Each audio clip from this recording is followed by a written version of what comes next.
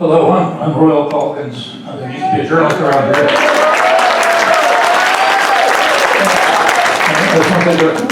I appreciate everything that all these people have done. There's something else you need to do next, and that is there's a hugely important political battle brewing in Salinas over rent control. Yeah. There was rent control, there still is now. But the money and people that Dennis Donahue and his cronies and Taylor, their ag businesses have taken it away. There's going to be a vote probably in about a year, and they need your help. They need the help of the Peninsula people. They got a lot of volunteers there, but they're going to need this money. They're going to need your money. There are people in this room who contributed already. George has. I think Margie Kay has. I think Chris Fitz maybe. Mike DeLappa. There are a few people on the peninsula. But you know, this lettuce curtain divide is just a terrible thing, and they really need you. You've got people in Salinas. There are people who can't go home during the day because they only rent the couch at night, or they rent the balcony or the garage. And there's going to be a tremendous battle of publicity, advertising, and as you know, money almost always wins. So they need your help.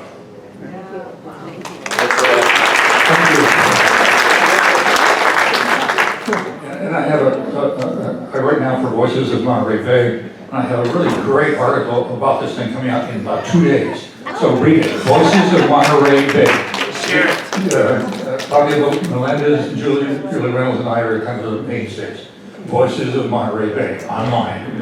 We can't deliver.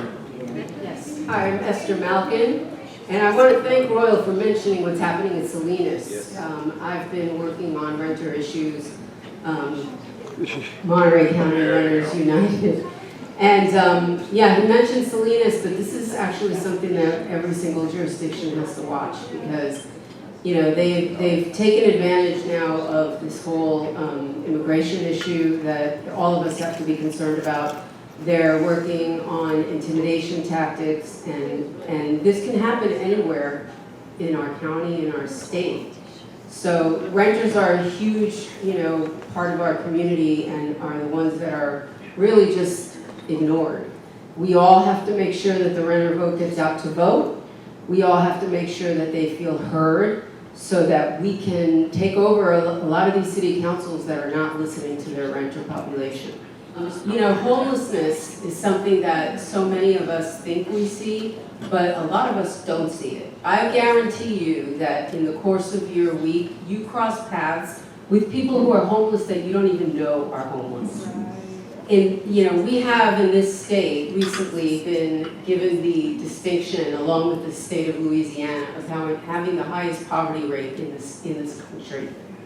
Us, the fourth largest economy in the world, has the highest poverty level with Louisiana in our country. That's embarrassing. Okay, we cannot continue to ignore the fact that we have so many people that are homeless and impoverished. And, within the homeless community, Wes touched on this, the old school thinking is that it's drug addicts and alcoholics and people that are mentally ill. That's not the majority of the homeless people anymore. The majority of the people who are homeless and becoming homeless are families, middle-aged women, seniors. The senior population in this country, recently the numbers showed that it was the only category that increased in poverty. All the other categories that they track stayed the same or got lower. But the senior population increased in their poverty level 15%. Those are the people that we don't know that they're actually homeless. We have people that are working 2 jobs. They're homeless. So number one tool that we have, studies have shown that people who are becoming homeless are becoming homeless because they can't afford their rents. So we have to make it a point to make rents affordable to control homelessness. So Salinas is going to be a real focus of the whole state. And we need to make sure that we prevent more homelessness, because if we don't, we're just adding water to a leaking bucket year after year after year. And talking about just building is not the only thing that we can do. We have to do something to take care of people while we are building, to keep our workers in this state, and to make sure that we're not adding to the homeless population. Thank you, Esther. Thank you. So my name is Chris Ferrer. I'm the president of LULAC and Salinas Council 2055. And thank you, George, for putting this together. It's a long time coming. And thank you, Royal, for speaking up about the Salinas rental stabilization issue. We're going through a lot in Salinas right now. Well, Salinas reminds me of what's going on here at national politics. And the same thing is going on in Salinas with our mayor and with the fantastic 5 people that were just elected. That's a joke. Right now they're going after our good friend Andrew Sandoval right here. Last Tuesday, how they attacked him, it's horrendous what they did. It was an orchestrated attack, and we need every single one of you to get involved. Give us your money, because next year it's going to be a busy year. 4 seats are up. Rental stabilization issue is going to be on the table, and hopefully there will be some recalls. So I plead with you to please get involved. Thank you. He's an all-star, by the way. Hi, good morning, everyone. My name is Andrew Sandoval.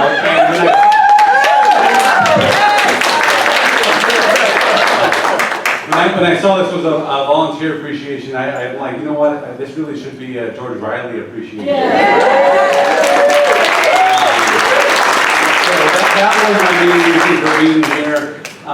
So thank you so much, George, for all your time and passion. And he walked for me, and he walked for many of these issues here. So I heard, I know you guys say what's next, the boomers are next, but what I see in these protests in Salinas, which by the way warms my heart to see so many of the boomer generation there, because that's what we need. I mean, just in this room alone, if you all came to Salinas and walked just for 2 days, I mean, what an impact that would make in our community. We're facing a series of issues around rental protections and even the ability for the public to be able to comment, but I just want to say that we do need you. We need you in our communities, and we need your advice and your guidance and more people like George. There's a lot of energy here. Of course, money helps, but really the people power, like Demetrio said, it's real, and we see it in Salinas. So what's next is that we need more support from folks to come down to Salinas, because what's happening in Salinas is really going to affect us at the state level.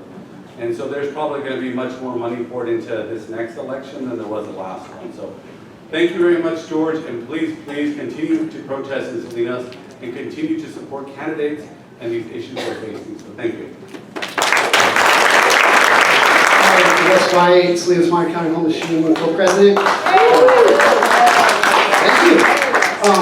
I just wanted to kind of piggyback a little bit off this justice thing and the rent stabilization.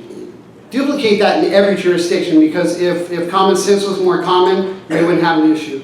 Also consider, like you were saying about Salvation Army, more people ending up homeless.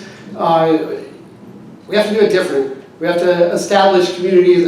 Communities are established where they're at. And if we were to support them more, you know, you'd end up with more voters if they had an address, right? That's really the leverage you need to be doing, is walking the talk. The more, because I've got folks that are getting knocked out in freedom that they called the California's Poor People campaign for, and so now I'm going to try to help mitigate that. But I mean, this, if you hear what folks say, it's like, you know, she said, we've been told by local police that we must vacate within 2 days or risk having our belongings destroyed. We're terrified and unsure where to turn. The situation also involves HPHP, which is in Santa Cruz, who affiliates not only failed to support us, but have actively undermined our safety and dignity. They've encouraged unsafe practices, scapegoated us, and misused public funds, despite receiving millions in funding this year. We're experiencing systemic abuse, gaslighting, and criminalization simply for trying to survive. We urgently need advocacy, legal support, and public visibility. I've been trying to reach our attorney, Anthony Prince, but haven't been able to. And, she's even got a blog. So these are not mindless drug addicts, whatever you think the stereotype is of people homeless. They're just too poor to afford rent, and they need support. They need to be able to keep their personal possessions. So help stop sweeps. Thank you. My name is Phil Butler, and I'm an interloper. I'm not really in the young group, I'm just cheating a little bit. And actually, I'm born before World War II, and I'm kind of known in these parts as a former prisoner of war. And yes, I was, in fact, for 8 years. And those 8 years, in 5 of them, I was repeatedly tortured many times. We all were. And I want to tell you, that's what that kind of a government is good for. That's what that's like. And the reason I'm standing up here today is not to talk about that, but to tell you my experience when I came home in 1973 to a beautiful country and a beautiful government and freedom. And I had that for many years, and then to my surprise, look what we're facing today. And the storm clouds are on the horizon, guys. And I sit here in this room looking at us. We're the leaders, we're the leadership of this impending fight. In this fight, we are looking at a war.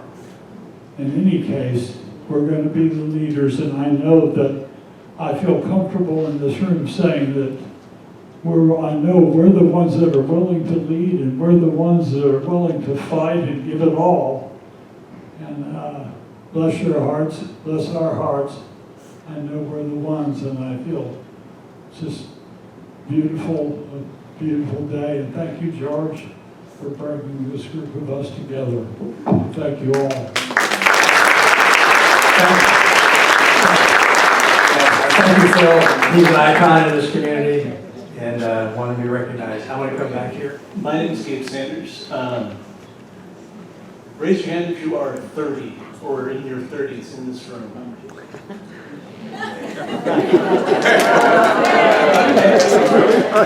Some of you might feel 30, might even look 30-something. Good for you. However, don't assume you know what we want or need.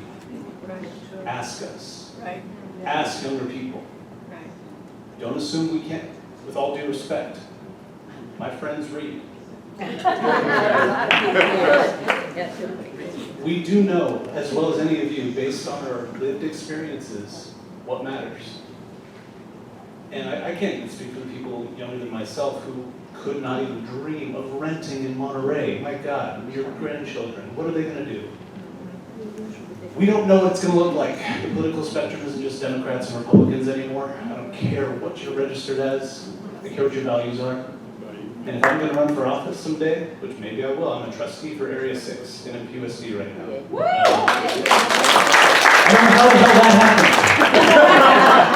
happened. Hard work. I've supported some candidates in this room in one way or another. I've supported candidates in other races across the country. But I just need you to know that we understand what's coming.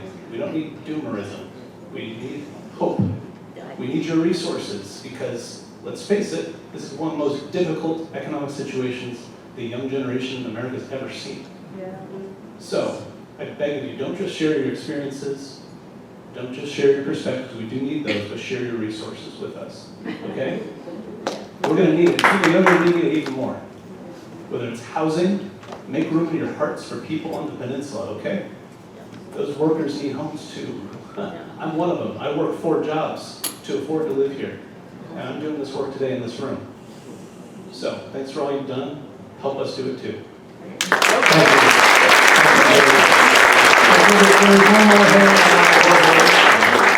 I'm Efren Valentine. Some of you may know me from my volunteer work with the Green Party and with the Marine Coast Water District. Over the past 5 years, I've taken some time to focus on my family. I have 2 children, an 8-year-old and a 2-year-old. And I've encouraged my wife to contribute her time towards the East Garrison Community Service District, which I was a part of for a number of years myself. I just want to say that I've recently traveled the world, vibing out, seeing what Spain is like, seeing what Copenhagen, Denmark is like, supposedly, you know, the best place on earth in terms of the happiness score. I went to Rome, Italy, and this is all within the past month. I was looking for a place that I thought might be better for my family. The loss of reproductive rights have been hugely detrimental to women in our country. I have a new daughter. I need her to have freedom. Yes. I came back, and I know that this is home. Here is home. It is the best place on earth. Screw Denmark, Copenhagen. It's here. And here, you all are the resistance. If anyone loves Star Wars like I love Star Wars, I recently watched the show Andor, and it won an Emmy, and it was talking about democracy in the Galactic Senate. I visited Valencia, Spain, where they filmed the Galactic Senate. It was beautiful. But this is still better, with you all, real resistance fighters. And please remember that you are the hope that I hope also to be a part of in the future. I now have more time. I am a furloughed federal employee. I'm speaking as an individual, of course. I'm available, hit me up. And yeah, I love you all. I think this is the best group of people here.